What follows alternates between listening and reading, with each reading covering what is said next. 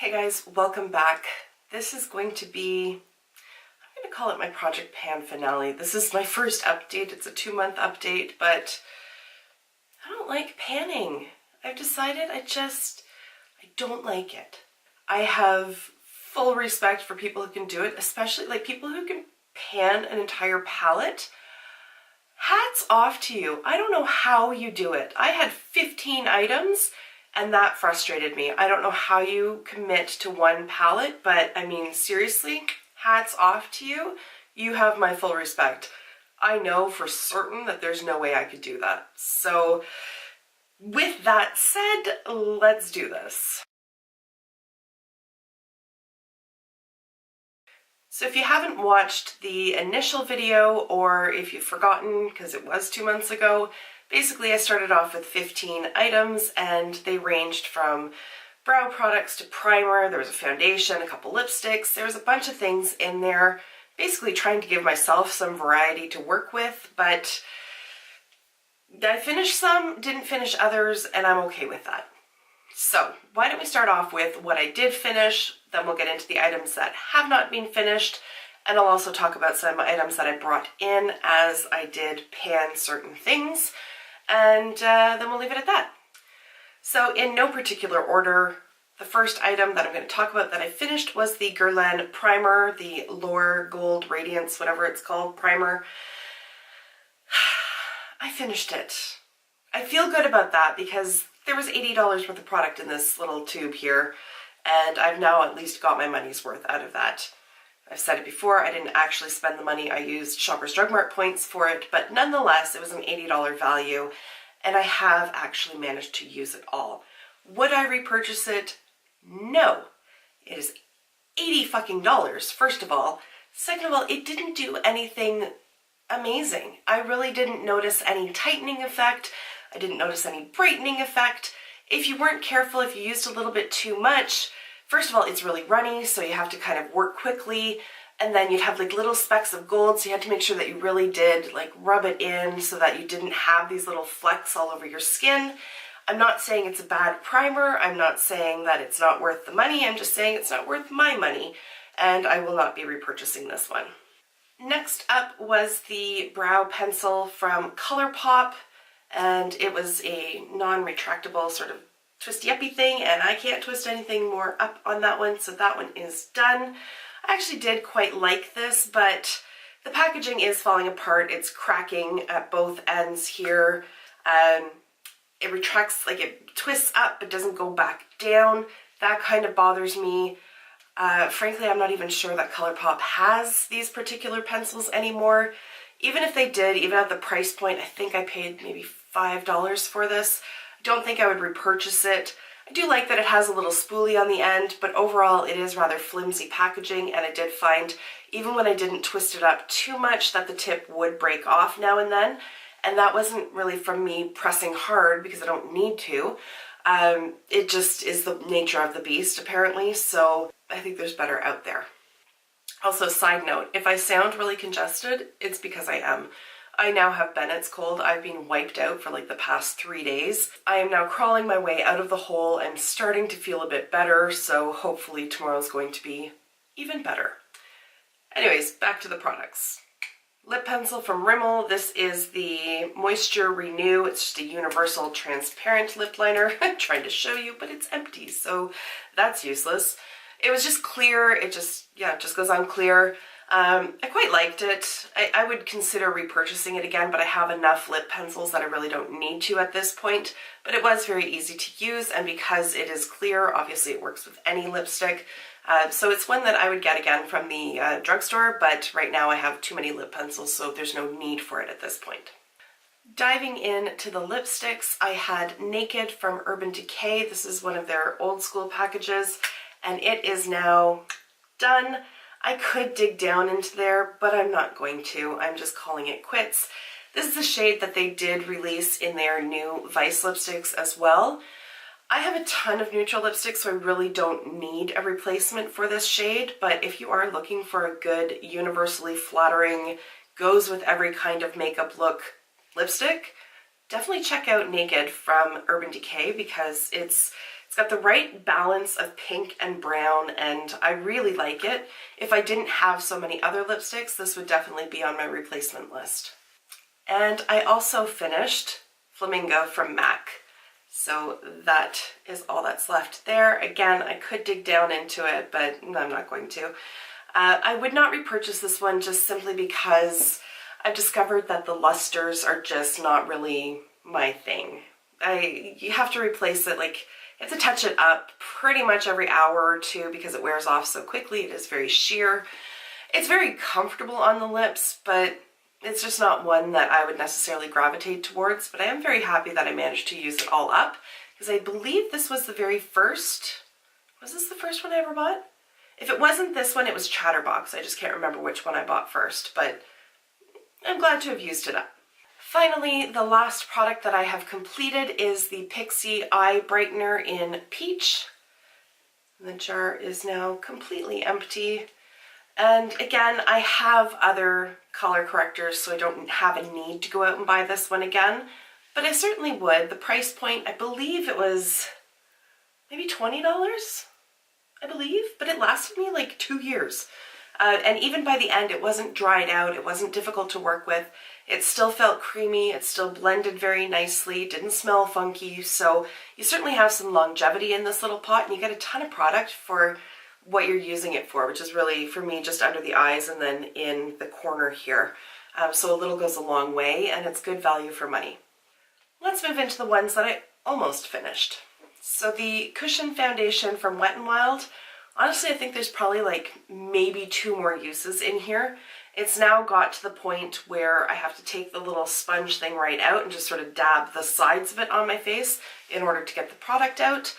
So it's on its very last legs. I just did not finish it in the last 2 months because I was focusing too much on the Dior Backstage and on the Too Faced Do You as well. So I let myself get sidetracked from this one. It is what it is. It's almost done. I will finish it up.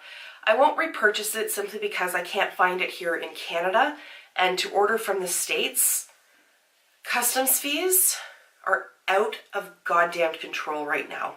Out of control. So there is no way that I'm going to buy an $8 foundation and end up spending about $15 or $16 on shipping and customs fees. So that's the only reason I wouldn't repurchase it. Otherwise, I do like the finish of it. It's what I'm wearing right now. I like the shade match, all of that kind of thing. But it's not available in Canada. So my wallet thanks you, I guess, Wet n Wild.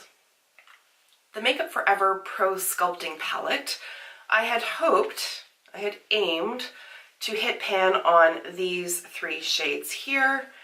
I have hit pan on the contour shade, but not on the other 2. I have some good dips going on in those ones, but close but no cigar. Although I am quite excited to have hit pan on this one, obviously. But I will continue using it. It was silly of me, and I knew it was silly of me to put it in the summer, because I don't tend to wear like a full face of makeup in the summer. So I don't know why I don't know why I did that to myself. It's not one that I reach for every day. And certainly even when I'm getting ready for work, this isn't one that I tend to reach for simply because it's just more time consuming than using powder products.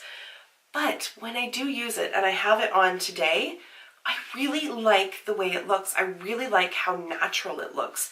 You wouldn't necessarily think it would be because when it applies, it's very, very dramatic, but it blends out so easily. I really wish that this contour shade was available as a single pan, even in the cream formula. I think it's the perfect shade for contouring, at least for my skin tone. And I'll be kind of sad when that one's gone.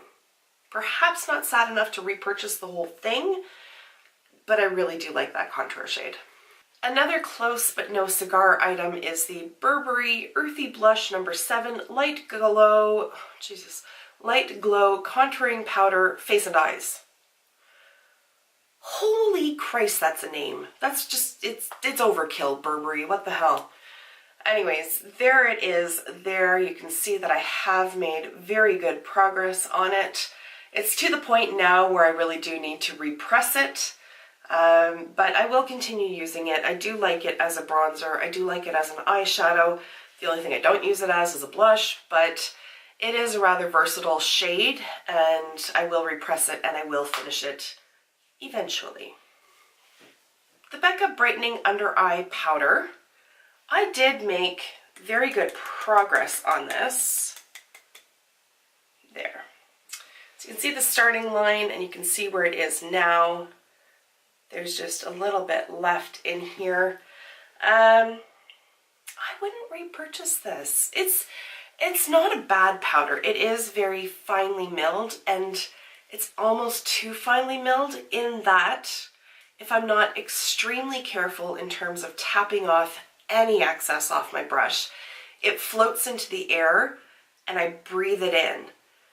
Not that I really needed any confirmation of my stance on, you know, never snorting cocaine, but if snorting cocaine feels anything like breathing this in through the nose, no thanks, not interested. Because this actually makes my eyes water if I happen to breathe it in. It hurts like a son of a bitch. So for that reason, I wouldn't repurchase this. It's just too much anxiety in the morning, wondering whether or not I'm going to feel like I've been punched in the nose. It does perform nicely. It does lock the concealer into place. I don't know that it's really particularly brightening. It's too finely milled. That's such a weird complaint, but it is. And it's just too powdery and too plumey. And I will finish it, but I would not repurchase it. All right. Perfume. Rollerball Chloe Roses. Yeah, I did pretty well. Like, there's the starting point up here. You can see how much is left here. It is starting to get that murkiness that I complain about because I think rollerballs are ultimately just really fucking gross. But I do love the scent of this perfume. I will finish it. I will not repurchase a rollerball, but I would save up Shoppers Drug Mart points and pick up a bottle using the points. Perfumes are wildly expensive, and I don't like to put that much money out onto perfume. It's just the way it is. I will shell out 70 bucks on an eyeshadow palette, but perfume just seems like a boring purchase to me. I don't know why, it just does. I only have 2 full-size perfumes, Daisy from Marc Jacobs and Givenchy Dahlia Divine. Both of these I bought with points, so I may as well just continue the trend and pick up the Chloe one with points as well. So a product that I could not get any use out of was the lip gloss from Anastasia Beverly Hills. I did make mention in the original video for this that it was starting to smell funky, and the more I smelled it, the more turned off by it I got. I don't even know why I'm going to smell it right now. I already regret this.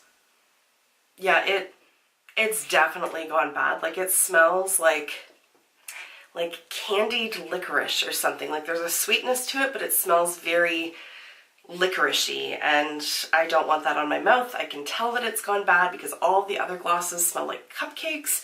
So this is not the scent that it used to have. It has turned, and I will be throwing it out. So, blah. That leaves us with 3 items that I've made some progress on but have not finished.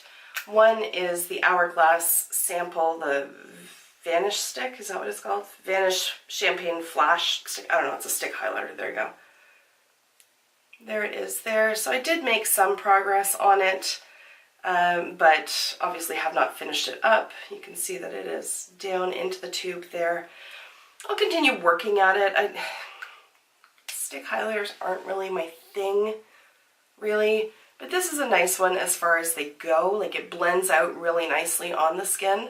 But I think maybe just because it's so itty bitty, because it's just a sample, that I find like I'm like, you know, really having to scrub it around on my face. Yeah. Eyeliner from Urban Decay. This is in the shade Stag. I think, if I recall, I compared it against the perfume last time, and it was basically the same size as the perfume. So I have made significant progress on it, but honest to God, I think this could take me at least a year to use up. And I will continue working at it, but I don't want to be doing this project for a year for the sake of finishing up an eyeliner. I really don't. So I'll keep working at it. I do like the Urban Decay liners, I really do. They have very good longevity, but it's a beast of a product to put into a project, and I should not have done that. Lesson learned. Last but not least was a single eyeshadow from NARS in Dion, and I maybe used it like 5 times. I should have known not to include an eyeshadow because I cannot commit to a single eyeshadow. Just can't do it. So those are the 15 original products and where I got with them. As some of them finished, I did put other items in. So I will go through quickly the ones that I finished there. One is a makeup remover. This is from Laboratoire Chlorine. I don't know, Chlorine Laboratories. Just a makeup removing water with soothing cornflower. It's nice. It's nothing revolutionary. I have other ones, so I don't know, I'm completely neutral on this one. I wouldn't say absolutely I would never buy it again, and I'm not rushing out to replace it, so take from that what you will. I also finished up a deluxe sample of the Stila One Step Primer. This is the one that has all the different colors kind of swirled around in it. It is quite nice, but you have to be careful with it because it can leave a bit of a green cast. The green is very strong in it. So if you are very fair, I would recommend staying away from it. Unless you have a lot of redness, they're going to cancel each other out. But overall, it is quite nice. It's just not particularly smoothing, if that's what you're looking for. It feels more like a moisturizer on the skin. I also finished my Versali Unicorn Essence. Again, this is just a smaller sample-ish size. This is like the $20 option at Sephora, potentially $25, which is insane for what you're getting. I wouldn't repurchase it. I don't understand what all the hype is about this. It smells okay. People go on and on about the scent. It's okay, but it's not like, you know, there's any risk that I'm going to drink the whole bottle because it smells so good. It was just a meh product to me. I really don't get the hype around this. I might be missing something, but it was just an okay product, and I don't want to put any more money towards it. And then finally is a primer from YSL. This is the Touche Eclat Blur Primer, and I fucking hate this stuff. I hate it. I have put good use into this deluxe sample. I hate it. Oh my god. Everything from the smell to the feel, like it's basically just dimethicone with very fine glitter in it. It is, bleh. I hate it. So I am going to toss this. I am not finishing it. If I didn't get it free with purchase, then I got it with like 100 points or something. So no harm, no foul. I don't care. I will not use it. I will not buy it. I will not recommend it. I think it's horrible.